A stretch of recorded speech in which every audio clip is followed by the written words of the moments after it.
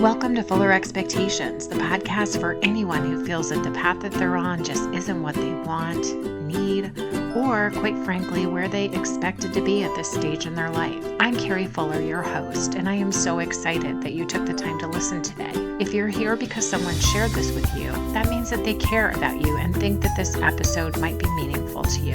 No matter why you're here, thanks so much for taking the time to spend with us today. And if you're new to the Fuller Expectations podcast family, thanks so much for joining us. Every week, we're going to have real conversations, share inspiring stories, and offer you the support that you need to create a life that feels aligned with your goals, your passion, and your purpose. A life that's just truly, authentically yours. If you're interested in better, you are in the right place. We all deserve to live a life that offers us true joy, no matter what age or stage we're in. And if you like what you've heard today and thought of someone who might benefit, please share this episode with them. And if you haven't already, hit follow so that our podcast can appear in your podcast library. Every week we launch a new episode and we don't want you to miss it. And now let's get right into today's episode.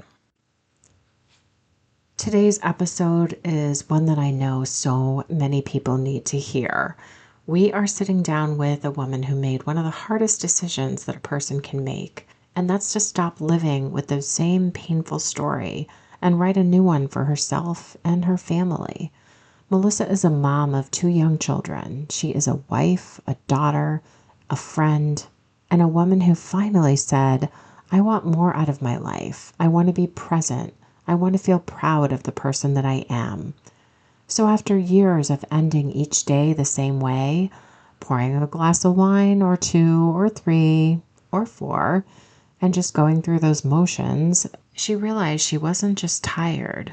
She was living the same day over and over again, wanting to make different choices. And she wasn't willing to lose herself or the precious years with her family to a pattern that she knew that she could break. So Melissa got honest and she got brave and she got sober. And now, over 100 days into her journey, she's been sharing her story on TikTok, is an influencer with close to 30,000 followers. And for Melissa, it's not about the likes or the followers, but it's about knowing that she is making a difference to so many people. In this episode, we're talking about the moment that Melissa decided enough was enough and what early days of sobriety really feel like, the identity shift that comes with stepping away from alcohol, and how choosing yourself can change everything for you, for your marriage, and for your children. In this episode, we are talking about presence. We're talking about courage. We're talking about rewriting your story at any point in your life and for any reason, and maybe simply because you deserve a life that you're awake for.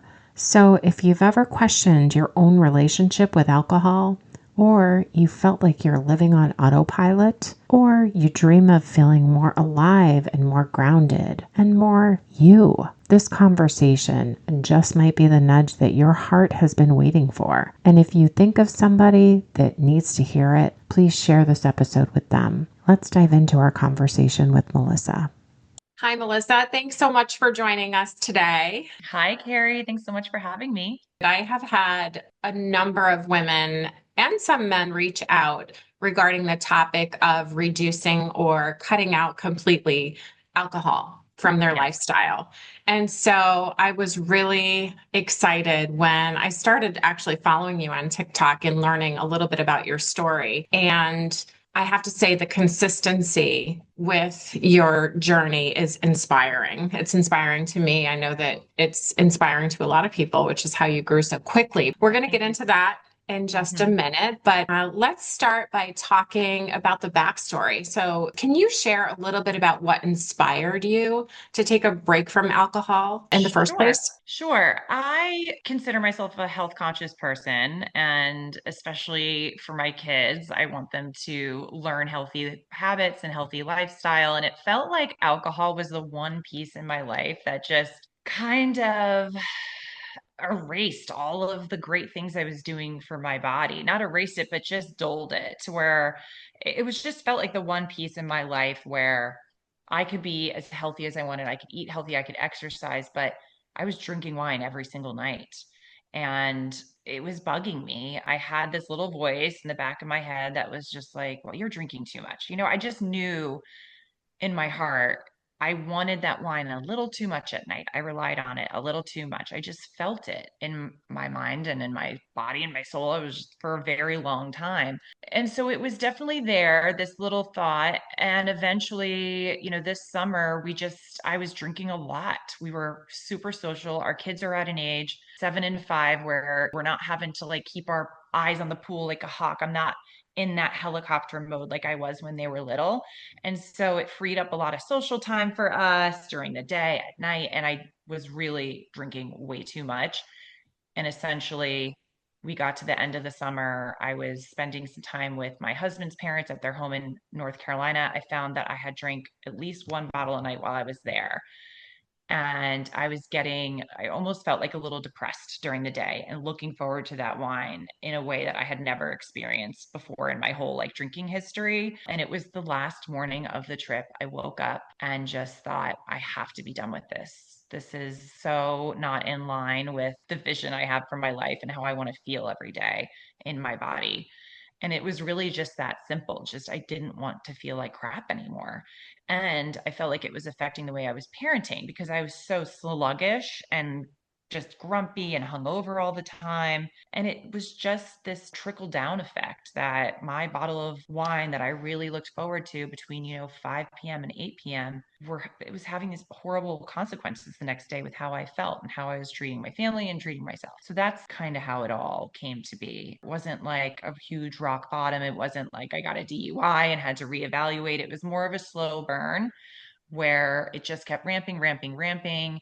And I feel very lucky that I had that voice in my head that said, this is too much. You really need to slow down. And I also knew that I wouldn't be able to just moderate. It had to be stopping drinking altogether. I think that's interesting because a lot of people, myself included, will do a dry January or Yes. sober October, or I'm not going to drink during the week, but I'll maybe drink on the weekends only. But I do find too that eventually it's like there's an occasion to drink during the week when you're not really supposed to do that if you made that commitment to yourself. And I tried those things too. And sometimes they would work, but most of the time it almost made my desire to drink stronger. And I would so look forward to January being over. Even when I was pregnant, I remember being so excited to be able to drink again. It just felt like for me and the way my mind works, that giving myself these boundaries around it with days of the week or months was actually enhancing my desire for it, if that makes sense. Mhm. Yeah. Because I had tried so many times with those types of things over the years, and it just proved to be not working for me.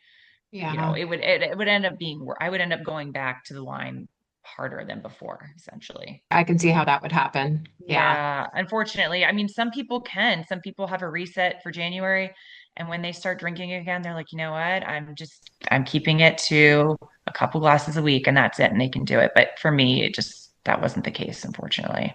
Yeah. I think what's interesting too is when I do those, month long no drinking, I notice it more how I feel when I start drinking again. And when you're drinking consistently every night, you don't notice as much maybe about how you feel when you wake up just because it's a gradual thing that just is there. But when I would have a drink again after my dry January, I would wake up and I would definitely feel like crap. And it's like Right. that's when you're like, oh my God, I didn't realize that this is probably how I felt every morning, but I just maybe didn't notice it. I Yeah, don't you know. don't notice it. You don't. It's because it's your normal. And so It's it's your not until normal. you remove it that you're like, whoa, I can't believe I was operating at this below my homeostasis. I was just at this under the radar sluggishness is like the way I kind of think of it, just like a unwell feeling every single day. And I didn't realize that that's how I was operating until I stopped drinking alcohol. One of the craziest things I realized when I stopped too was it took way more than a month for me to really feel the effects of not drinking. I have a lot of friends who were like, "Oh, I did dry January or I had a week off and it wasn't there's no difference. So I just gonna drink again because I didn't feel a difference." And I subscribe to that idea too. I would stop drinking for 5 days and be like, "Well, I still feel kind of crappy." So or I'm really, really tired still. It wasn't until almost like 2 months that the deep sleep was consistent and I could feel the really healthy effects from that. It does take a while for your body to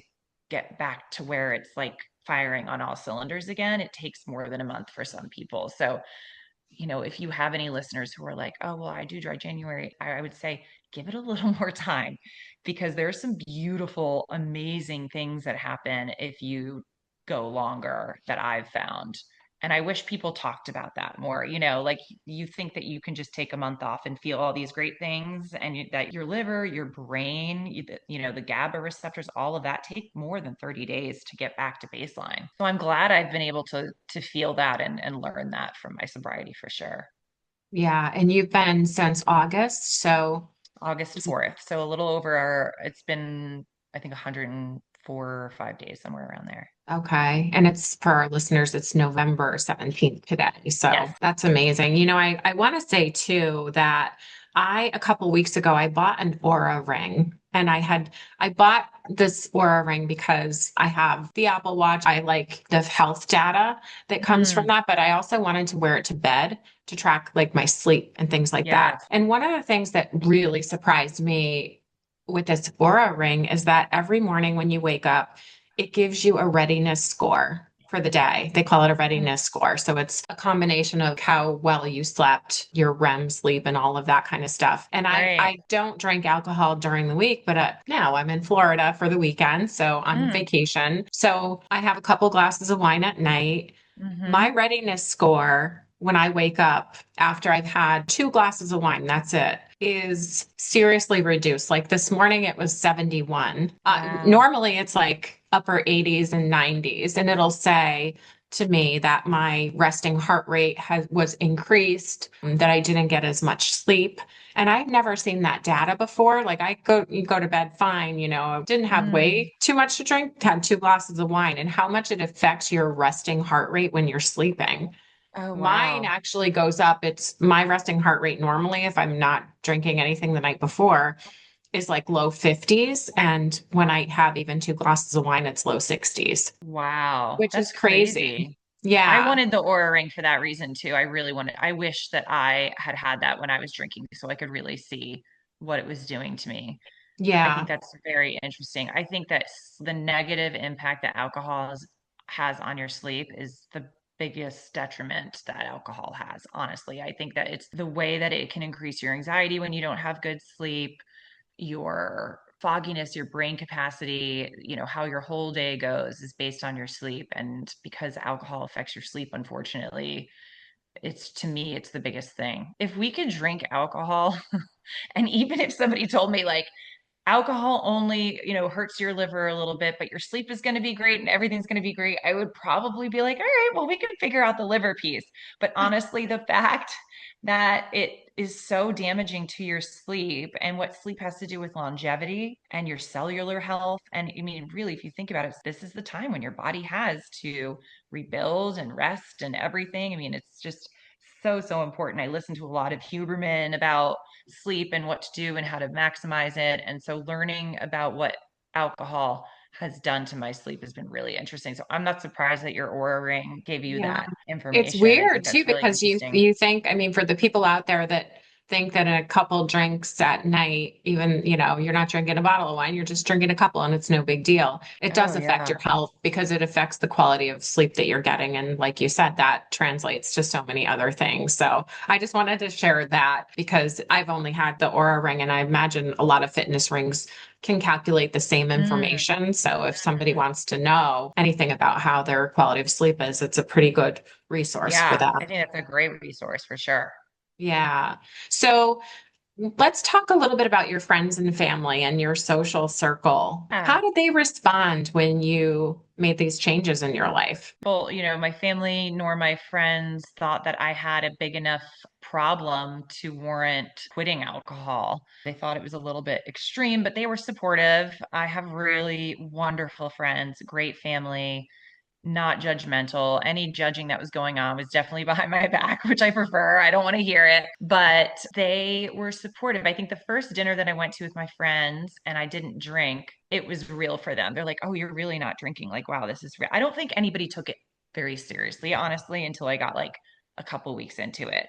My dad doesn't drink. He never drank my whole life, but my mom is a drinker. And I think my dad was super pumped to have a fellow sober person in the family. He's super supportive, and he, being the only one who doesn't drink, saw that it was becoming an unhealthy pattern, which with my daily drinking, I think, he did end up telling me, I was a little concerned. It was a lot. You're not supposed to be drinking 2 to 3 to 4 glasses of wine a night. But as far as it affecting my relationships and my social life, it did not have the huge negative effects that I've heard that it can have on some people. I don't consider my friends drinking friends, if that makes sense. Like, we do plenty of sober things together. We hang out during the day, we get coffees, we work out together, we worked together. These are people that I used to work with. I think that's really important, is that in early sobriety, you're hanging out with people that weren't just drinking friends prior. There are Mhm. some groups of people in my life that are like that, and I would hang out with them, and it was tricky, and they didn't ask a lot of questions because they are heavy drinkers and they don't want to go there, and I don't want to go there with them, so it just kind of like, let's not talk about it. Those social interactions were a little awkward, but I don't feel like nobody's, not inviting me to things or anything like that. Any nervousness around these relationships is definitely on my end, not on theirs. I was definitely worried about what people would think. And for the most part, everybody's like, I mean, it's your life, whatever. Yeah. I have Um, friends that don't drink, and it's actually it's inspiring to me that they Very can, inspiring. because I think if there's anybody out there that's worried about how people are going to think of you, I don't think at all about what's in her glass. Like when we're out to dinner or if we're doing a girls' weekend, I think that's something that in our own minds we might think that people think it's Mm, weird, but yes. it's not something that I don't think people really think about. I think we think about it more ourselves when we're the one that's not drinking for that occasion. 100%. But I think people think other people are thinking about you, and they're really not. You're the one, you're in your own head, and nobody is thinking that much about your choice. I do feel like I've been observing my friends more closely on their drinking habits since I stopped, because I'm almost looking at them like, they can really just drink like normal and not have the third or fourth glass. I have friends that drink so responsibly, and I just watch them. And I wasn't watching them before because I was so concentrating on my own drinking, and I didn't want to feel any certain way about my drinking. So I would always just assume in my mind, we're all drinking the same amount. But now that I'm not, and I go to dinner or anything with them, and I see that they really are just sticking to 1 or 2 glasses, I realized, I was like, well, I was the friend, I was the lush. I was definitely drinking more than these people. It was just kind of a hard truth that I've learned. Even this weekend, I went away with my friends, and it's just not a focus for them like it was for me. And that's how I knew that I had a problem. Was I a full blown alcoholic? There's actually no official definition for alcoholism. I don't like to prescribe myself that word at all. I don't consider myself that, but I did have some dependence issues that now, looking at my friends and family, I can see because of the way that they are with their alcohol. So I'm Yeah. grateful that I'm kind of pushing myself to still do social things and dinners, because it's like a reflection. It's like a mirror a little bit. And I'm learning more about how bad my drinking was before, if that makes sense. Yeah. And I think too, you notice more like for me, I remember going to a concert in Boston and I wasn't drinking for this time period when I was in Boston at this concert. So there was a couple in front of me and then there were two young girls next to them. And Mm, the woman in front of me had way too much to drink and was mm, just like you notice how much other people are just acting like idiots. And the first thing yeah. in my mind, I'm going, oh my God, is that what I act like? Like, Yes, I know. is that what I look like? Because she looks like a complete idiot, They look like crazy people. Their eyes are going in different directions to the way they speak. I know. I never realized it. I had a friend that came up to me at a concert, and she was bombed, and I just didn't really want to be around her, which is crazy because she's like one of my favorite people. But that energy is so chaotic to me now. I'm like, I can't believe I used to do this. It is eye-opening in that way you see it. And it's definitely a turn off to see people who are just belligerent, especially like older adults. Like, come on, guys, like let's get it together. We can have a couple drinks, but you don't want to be like slurring and going nuts or anything like that. Yeah, you definitely notice it more when you're not drinking. For It's sure. so if we have listeners out there who might be thinking maybe that they don't have a problem, but they feel like they could feel better, how would you describe the early stage of curiosity? Like when you went through that where you were thinking, I don't have a problem, but I could probably feel better. What I advice would you give to somebody? The advice that I would give is if you have a voice or a feeling inside of you that is hinting, even hinting that you're drinking too much or that you wish you could cut back or that you're looking forward to that glass of wine at night a little too much, really amplify that voice. That is a very important voice. I wish that I had followed that way earlier because this wouldn't have been so hard for me. Take some time off. I would say 90 days. I don't want to ever tell people you need to quit alcohol forever, but I do think that if you can do it for 90 days, that is when you can see how beautiful a sober lifestyle really can be and get those health effects really going through your body. And then maybe you can introduce it back, maybe you won't, but I would say follow that voice. Just give yourself a break from the alcohol. It's really hard at first, but the harder it is, the more you know that you needed it. It shouldn't be that hard. Yeah. That's kind of what got me when I stopped. Even the first couple days, I was like, holy shit, what I would give for a glass of wine right now. It was torture almost, not knowing that I couldn't have my wine, or it just felt like everything was boring, everything was gray and awful. And that's, to me, that signaled to an addiction, to something that in my brain that wanted it so badly that it was willing to make me so miserable to get me to drink again. So instead of giving into that feeling, if you push up against it and you keep going, it will reveal itself. This beautiful, sober life, all of these great physical things, the mental aspect, keep pushing and it will be worth it. It's for sure worth it. But I never want to recommend that people go sober for the rest of their lives and you can't ever drink again, especially people like us who didn't really think that we had a huge problem. It's just, again, we like to unwind, especially women. It's so hard. Got these kids, these jobs, these dreams. I get wanting to have that and how big of a crutch it is. It can't have that big of a hold on you. You have to release that hold. And if that means taking 90 days off, I think that's just like really what you should do, if that Yeah, makes that's sense. a great point. If you can't go 90 days, then you really need to evaluate whether or not you have an issue. Yeah. Exactly. After 90 days, would you say, is that when kind of like the cravings went away, or do you still occasionally crave it? I still occasionally crave it, but only if I'm at like a beautiful restaurant or out at a social setting. I have no craving for it at the end of the day. Like that whole using it to relax for me to come down and deal with the kids after school is gone. I do not have that urge anymore. I'm so glad that I don't, because that was my biggest issue, I think. I wasn't a social blackout drinker. I was very much like I could have one glass and just hold it in my hand for an hour. I wasn't like binge drinking by any means. So after 90 days, yes, for me, my daily urge completely went away, but the social is still really hard for me.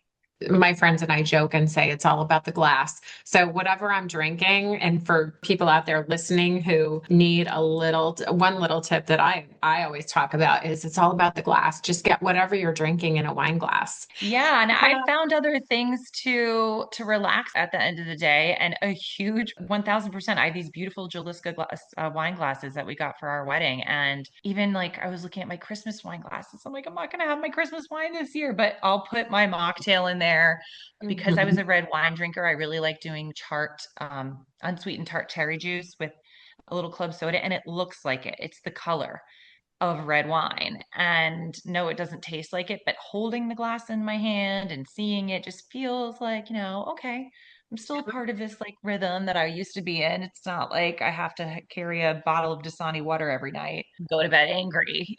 So it feels good to have the glass. But you're absolutely right. I think still romanticizing it in that way can help, especially in the early days. Definitely.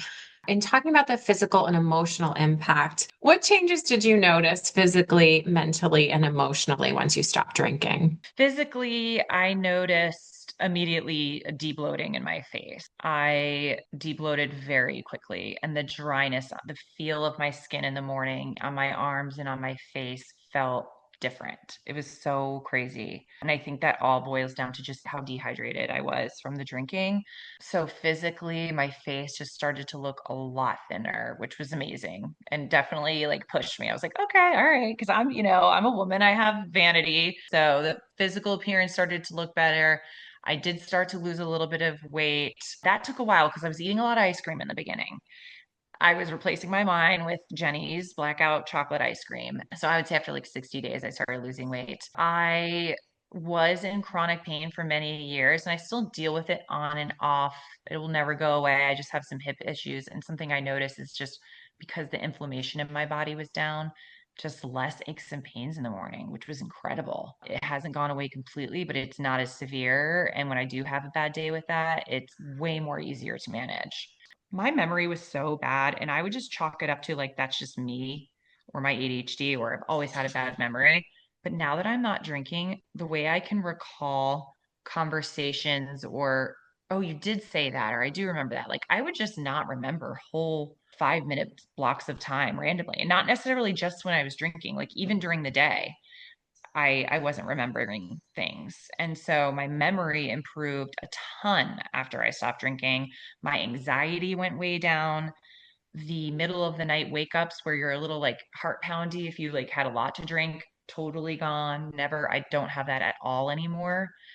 And again, I was in denial that that was drinking induced. I just thought, oh, I'm just almost a 40-year-old woman in perimenopause. This is just what happens. But no, it was for sure the alcohol because I've not had experienced that once since giving up alcohol. Emotionally, it is a roller coaster. I was going through really great days of almost like I'm ecstatic that I'm not drinking. I can't believe I'm doing this. So proud of myself. Like, I'm the picture of health, like I'm doing it, just feeling everything, seeing everything more clearer. And then some days would just crash. And I would just wonder, like, why the hell am I doing this? Am I ever going to have fun again? Like, am I really never going to be buzzed for the rest of my life? And how did I even get myself into this situation? And just a lot of overthinking. I'm an overthinker. I'm a researcher. I'm online. I'm Googling what's normal, what's not. So that increased when I stopped drinking, this like analyzing every little thing in my life. And is it because I'm sober? Is it because of this? Is it because of that? So mentally it's a lot, but TikTok helped me with that, being able to unload my thoughts of the day and have everybody give me feedback was such a blessing, because there were things that I would put out there that I remember putting a video out like, I'm really scared of being bored for the rest of my life. Like, this sucks. Does it ever get easier, you guys? Like, I don't want to be doing this. And so many people who have years and years of sobriety would give me very specific examples. Like, I just went to a wedding last weekend and had the time of my life. I was on the dance floor until 2 a.m. Please hang in there. I promise you it gets better. Just reading the feedback from people helped me so much. People are so beautiful and helpful on there. I just give a lot of my credit, my early sobriety credit, to just reading people's messages and comments, especially when I was having a weaker day. Yeah. And I know there's a lot of social situations that, especially with the upcoming holidays and things like that. So, can you share some of your favorite mocktails? Sure. My favorite mocktail that I make is simply the club soda. I get club soda out of glass jars now because it makes me feel better than just doing a plastic. I don't know why. I get Oh, the really? glass jar. Yeah, it's so weird. I That's like the interesting. fancy, it feels like a drink. I don't know why. I pour club soda and then I put the unsweetened tart cherry juice, and then I cut up a lime and I squeeze it in there, and it's delicious. Another one I love is it's called Mother Kombucha. If Mother Kombucha ever listens to this, please reach out to us and just give me a lifetime supply because it's so good. There's one flavor called the Trop, and it has this coconut, like underlying coconut flavor. And the thing about kombucha is it has like a little kick to it that it feels almost like that little bit of burn, you get from like a sip of wine or a sip of alcohol. So I simply put that over ice and I put a little slice of jalapeno in there, And that feels like a cocktail. I love that. And then I use a lot of the canned ones. I love Hayo. I love Little Saints. I love Desoi or Desoy, Desoi is another one. They have great mocktails. There's a couple really bad ones though. Like, do not ever try an espresso martini mocktail. So Uh, disgusting. It almost drove me to drink. It was so bad. I'm like, that's it. I yeah. can't take this shit anymore. This is disgusting. I'm just going to have my glass of wine. The margarita dupes are no good. You know, actually, who does one really well is the Desoi, Desoi. They have like it's a spicy one. I think it has like a little like spice to it.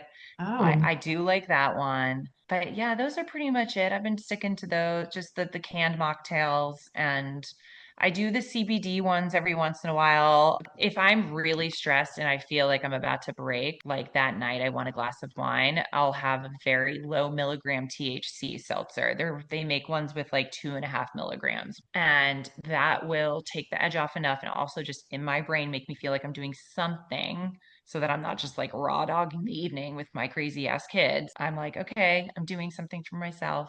So I will do that once in a while. You have to be careful with that because there are people who, when they give up alcohol, they end up replacing it with THC. I allow myself the THC because I was doing that before I quit. So I wouldn't recommend if you've never tried THC before to start drinking it if you're going to be sober. If that Yeah. makes sense. And what advice would you give to friends or family who are trying to support someone who's cut back or stopped drinking? So you see the other side, you're the person who stopped. Mhm. People who interact with people who have stopped, is there advice about being supportive that you would offer? I think less is more. I think don't make a big deal of it. I think it already feels awkward for me. I don't want to be the center of attention because I'm sober. It's already has a stigma that, oh, you're sober because you had a problem. So don't point it out. What I do love that my friends and family do is if we're one on one and they say, hey, I'm so proud of you. I can't believe you're doing this.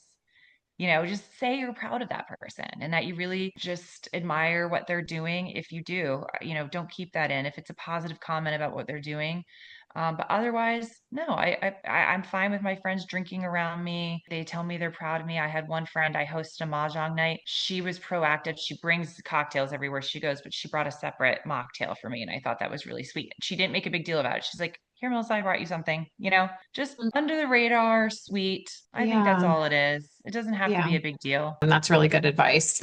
Yeah. So let's talk about mindset, Yeah. because I think a lot of this has to do with mindset of empowerment. And so, how do you reframe the idea of giving something up into gaining something better? Right. That's huge for sure. And mindset is everything. It starts with willpower. It starts with just one day quitting. My mindset was I can do hard things. There's at some point in our lives, unless you're like a marathoner or you're this like extreme sports junkie that you're challenging yourself all the time. At some point in my life, I stopped really giving myself challenges. And this felt like a challenge and like something I could prove to myself in a way. So I used it almost like as this goal, as like a fitness and a health goal. And I treated it the same way, like as if you're doing a cleanse or you're training for an event of some sort.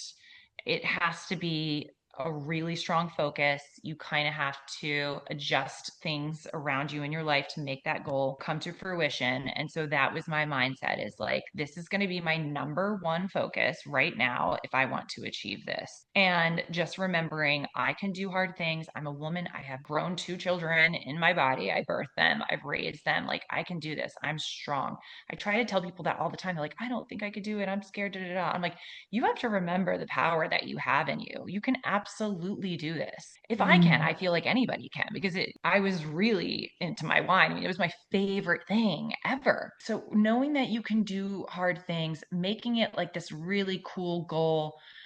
And like you said, for me, what kept me really on the straight and narrow with this and keep me moving forward was knowing and learning and hearing from people all of the benefits that sobriety was going to give me to make it worth it. And that was health, presence with my children, being way more present and patient with them. It's improved my relationship with my husband. I'm just so much more productive around. Our house looks better all the time. I'm keeping myself busier. I've learned how to play mahjong. I went to a pottery course. I've taught myself how to watercolor. So all the things that people told me would happen are happening. And you have to know that those things are possible for you. And if you keep pushing, they start coming in, they start trickling in. You start to sleep really well. Your anxiety goes down. And you have to be very mindful about celebrating those little things. It's easy for them to just happen and you're not attributing it to your sobriety. You're just like, oh, I'm just having a great day. But you have to remember, oh no, I made this huge lifestyle change. And the reason why I don't have anxiety and I just learned how to watercolor, those things wouldn't happen if I didn't stop drinking. So just even if you have to write down every day, like three great things that happened, have like a little sobriety journal so that like, wow, my life really is changing for the better because of this choice that I made. That's a really good point, I think, too, writing things down in a journal, because there were Yeah. some things that I went through in my life several years ago and I wrote things down. And Mm, whenever I had a weak moment of thinking maybe I'm not doing the right thing, I would read it. And it would hmm. be a reminder to me of exactly why I was doing what I was doing. So I think journaling is a really great idea. Yeah, it's a very powerful tool. I give my brain a lot of credit for a lot of things, but it will not remember. Oh, wow, this is what it felt like in early sobriety when I woke up for the first time without anxiety. I have to write that down. I have to write those things down so that I can remember and reflect back on these little wins because they don't really lock in as much as you would think. And there's this phenomenon called the pink cloud, where in the beginning of sobriety, you have a lot of intrinsic motivation because sobriety is new and you're excited about all these benefits that are going to happen. And then all of a sudden, your sobriety just feels like the norm. The way you feel feels like the norm.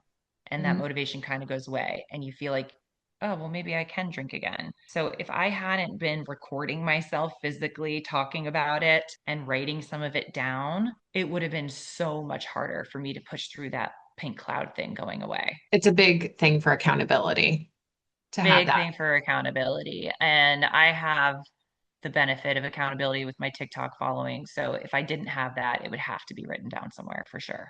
Yeah, so that's a really good segue to the topic of influence and inspiration. You have built a huge following on TikTok, Hmm. and there's obviously a massive community out there who resonates with your message. Why do you think that this topic is striking such a chord with people these days? I think that there are a lot of gray area drinkers that haven't been paid attention to. I think that when we think sobriety, we've been thinking of people who are literally rock bottom, destitute, having to go to AA meetings every single day. And I don't know what changed in our culture to make it more normal for us to talk about this. I guess we can attribute it to social media and just people basically quitting alcohol for the health benefits or for beauty benefits, or, a random celebrity who's like, J Lo and Kim Kardashian are like, I don't drink because it's disgusting for my skin. My skin's going to age. And so people are like, oh, wow, there's people who are quitting drinking just to quit, not because they have an issue. And so it makes you feel a little more comfortable if you want to take that step. Like that stigma isn't really there as much as it was before. A huge part of why I'm sharing and being so vulnerable on TikTok is because I do want people to feel more comfortable with quitting alcohol, even though they don't have a huge problem. I want to show people what's possible with, like you said, like physically, mentally, and emotionally, and how you can kind of level up your life in that way, especially with women our age where we're done having children or almost done having children. It's like, okay, well, what's next? And I think that quitting alcohol is a great thing to do for yourself just to enhance your life, like very healthy. You're honoring yourself, you're honoring your body. It's a gift that you could give yourself, and you kind of, I think more people are looking at it that way. They're Yeah. giving it to themselves as a gift. They're not depriving themselves because they have this like huge issue, and kind of playing it that way, I think resonates with a lot of people. Yeah, that's a really good point. I think it doesn't mean the same thing as it used to. It It doesn't mean that doesn't. you're in the gutter and that you lost your job and your family and all of that, Right. where, Yeah, there's a you lot of know, California sober. There's a lot of sober bars. The culture is changing around this too. the amount of mocktail companies there are out there. If Oh, you go to yeah. a liquor store, the section for non-alcoholic beer is huge. So it's just becoming easier. It's becoming the norm. We have more access to information. There's more studies coming out saying how terrible alcohol really is for you. I know the younger generations aren't drinking nearly as much as we did. Mhm. The tides are changing for sure. Yeah. And I imagine with the huge following that you have on TikTok, you probably get a ton of messages from people. Can you talk a little bit about the stories that maybe have touched you the most? Or is there one that stands Yeah. out? Oh my gosh, I get the most beautiful messages, and I actually started screenshotting them, and I have a folder in my phone where I put the messages so I can go look at them when I'm feeling any certain way, just to like lift myself up. The messages that hit me the most are the women that are just like me. I'm a young mom. I have two kids too. I'm also turning 40 and I'm sick of feeling like crap. And you're the same way. I don't know how to do it. I really want to get rid of the wine, but I don't know what to do. And I can message them back just a little couple words of encouragement. And they're like, all right, I'm going to try it. It's just so cool. People want to feel better. I love the messages that make me feel less alone too, because these women who are like me with two or three kids around my age, they're messaging me and they sound like me. That kind of mild desperation of like, I've never heard somebody speak about it in this way, and you're really inspiring me. I really want to quit. Or people are like, I've been 20 days sober because of you. That I can't believe. Like those messages, the ones where people say flat out, like, your videos helped me stop. I can't even believe that. It's an honor, but it's something that I need to learn how to like accept into my heart because it's really cool. It's just so cool. I don't know how to Yeah. describe it, but they they Yeah. they hit me and it means a lot. I try to get to my messages as quickly as I can. Sometimes it's overwhelming. I want to write back really heartfelt. I want to be, I want to see the person and meet them where they are. And if I don't feel like in that moment I can really sit and think about it, I'll delay it and then it'll be like a week, but I never not get back to somebody. I always do. I'm just a little late because I care. I really, really care. Somebody's like direct messaging a stranger on TikTok. I've done that like once or twice. And I know that when I've done that, it's because I really meant it or I really, really wanted feedback in some way. So I try to remember that. I can imagine the flip side of that is there's a lot of critics out there. Yes. So how do you handle that? The critics don't bother me that much. I have pretty tough skin. I'm a Jersey girl. Kind of like, well, fuck you. Um, there was one person who was trolling me in the beginning, and on every post that I would put, they would be like, just have a glass, or they would put the red wine emoji all the way across the screen, like really trolling me hard. And it's interesting to me that people would spend their time on that. I come from a place where I feel bad for that person. That's kind of sad. They must be, why would you ever do that to a stranger, especially somebody who's coming on here so earnestly to share their experience about sobriety? So I feel more badly for those people. It does not affect me. I have, like I said, great friends and family who I feel, very secure about myself. So my mom worries about that a lot. She'll see anything negative on there and she's like, are you okay? Like these people, da, da, da, da. And I'm like, Mom, it's fine. I don't really care. It's Yeah. mostly good. It's 99.9% good. That's awesome. Yeah. So, the Fuller Expectations podcast is really about growth and reinvention and becoming the best version of yourself in the second half of life. And this topic Mm, fits so well into that.